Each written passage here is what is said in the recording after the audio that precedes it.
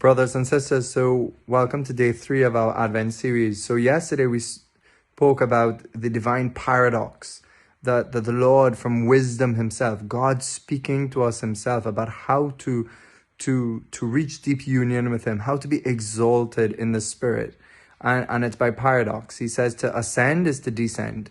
In other words, through the path of humility and through the path of really taking on the path of Christian asceticism. That's what it means to go down, to not just give in to any whim and pleasure that lead us away to false lights or false goods, but to really keep to the path that the Lord has paved out for us.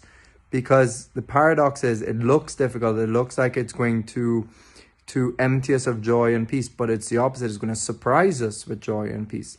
For me personally, in my own testimony, and I'm sure you have this experience, that for about 7-8 years, I stopped going to church. I stopped giving up on the gospel. I just did my own thing. And, there were moments of great pleasure and freedom in a sense of being my own master. But it really led me away from the deep, authentic joy that now I get to experience because of the gospel and because of the Lord. Not without trial, not without suffering, but there is chalk and cheese. There is no comparison. And maybe if you've been walking the Christian path for a while now, if you've been always with the Lord and you weren't as rebellious as me or other people, maybe we, and even now, myself walking these last 11, 12 years with the Lord, we could forget what it is like not to be carried by grace. And we could forget that his yoke is easy and his burden is light. And so when the kind of joy and the peace that we can experience as Christians, even with the sufferings, even with the anxieties of life and with the trials and all the different afflictions that come to us, we could maybe forget what it would be like if the Lord's hand was on upon us, if we had not been in a state of grace, if we, and I meet people all the time who have yet to have repented, yet to come to follow the Lord, and the situations of their moral life and are difficult and far from God, and their anguish is a different kind of anguish to the anxiety that is part of maybe Christian life because of suffering and the way people afflict us. And the point is that to know Jesus Christ, to know him, and to really come into a relationship with him, and to really believe in him, is really to transform our suffering and to give us great hope. But the point is, we have to get to that real living relationship with him. And this is the art of the Christian life, because many Christians are living a mediocre Christian life. They're not in a relationship with Christ. They might tick the boxes of going to mass and, doing the things, even charity work and stuff. But are we really in a living relationship with Jesus? Is he the center guide of my life?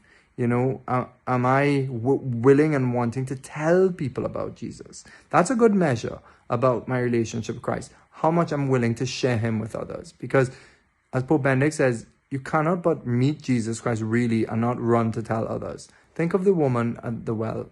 She experiences the gospel. She experiences the divine life in Jesus. She experiences Christ and she runs into the village telling everybody about Jesus.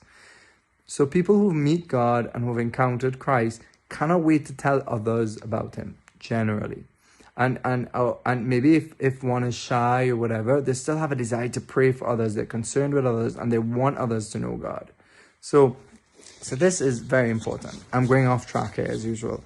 But coming back to the main part of our talk is that this kind of going down is this ascent. What part of what happens in this descent, which is to climb to God, we can get confused because God allows certain things to happen to us in the spiritual life. And this is really important. If we're not aware that these are graces, we would feel abandoned. We will feel that God has given up on us. We will feel our stench and we will lose trust in God and very quickly give up on the spiritual life.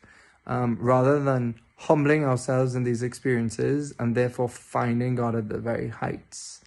What do I mean? Well, let's say Archbishop Martinez says, during times of, where one has maybe feeling temptations or faults or weaknesses. One is going on the Christian life and one is falling into sin, and one is, at this point you might want to give up and feel, I'm not lovable to God. But no, God is maybe allowing these things so that you could discover your misery, discover your need for God, and therefore get into the right Christian attitude. He's basically humbling you so that he could exalt you to a high union with him. Archbishop Martinez says, for this reason, souls become dismayed at temptations, desolations, aridities, faults. In a word, at everything that gives them the impression they're falling lower.